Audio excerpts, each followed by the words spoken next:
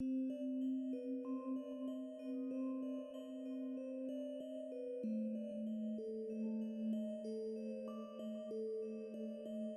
did you just say? Bill asked with wide eyes of alarm. We'll be going in that direction. Abby pointed. Bill turned his head to look before waving a finger at it and looking at Abby. That's the direction the monster came from. Why are we going towards where that freaky looking thing came from? That's not even including the snake. I agree with that decision.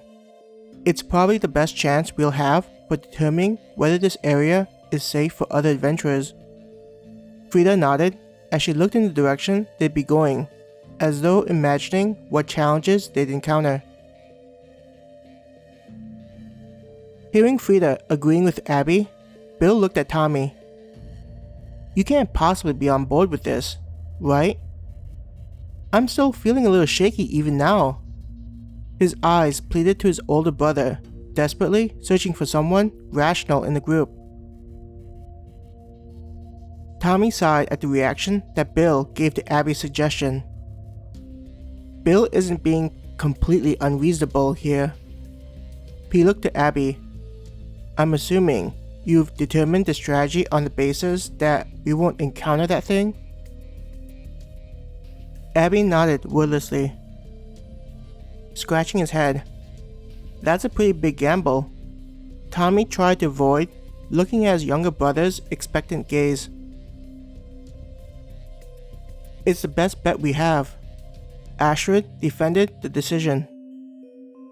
I can feel the energy getting denser, albeit slightly.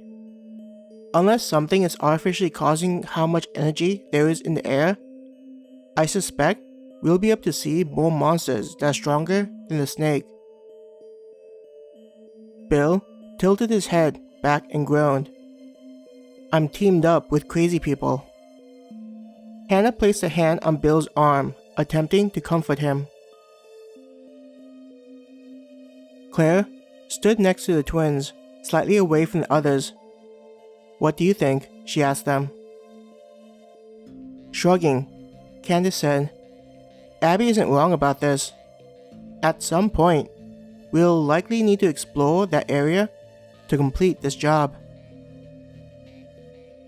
Not really a point of holding it off to a later date, Brooke agreed. Are the two of you good? Claire was worried that they hadn't fully recovered from the night before. The two of them had a night of rest, being allowed to skip watch duty. Candace raised an arm and made a curling motion as though showing off a bicep. Of course, that monster was nothing to us.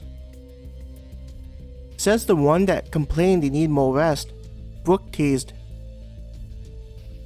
Candace looked away and pretended that such an event didn't occur.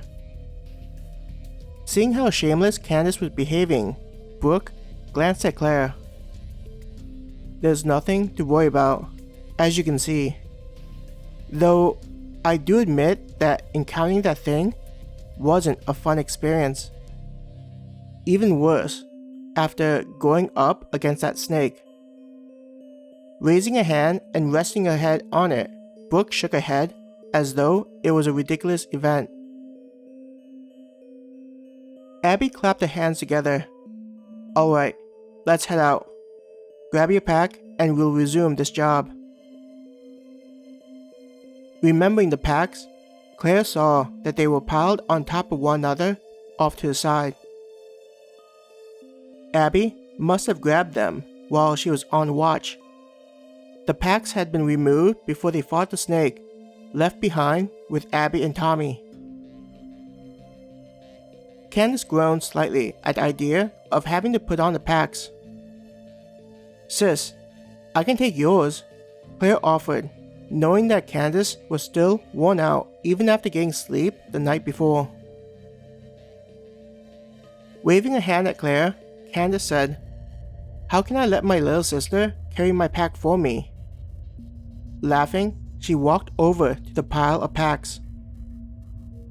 Brooke nodded in agreement as she followed behind Candace, smiling. They still want to look dependable in front of me. Claire thought, appreciating her family. Claire felt arms wrap around her. I just want to go back to sleep, Hannah complained into Claire's hair. Don't do that. I haven't showered, so my hair probably smells. Claire tried to shake Hannah off of her. It does smell, Hannah mumbled, refusing to be thrown off. Leaning her head back, Claire tapped the back of her head against Hannah's head. What about you? You doing good? Hannah was silent for a moment before saying, For the most part,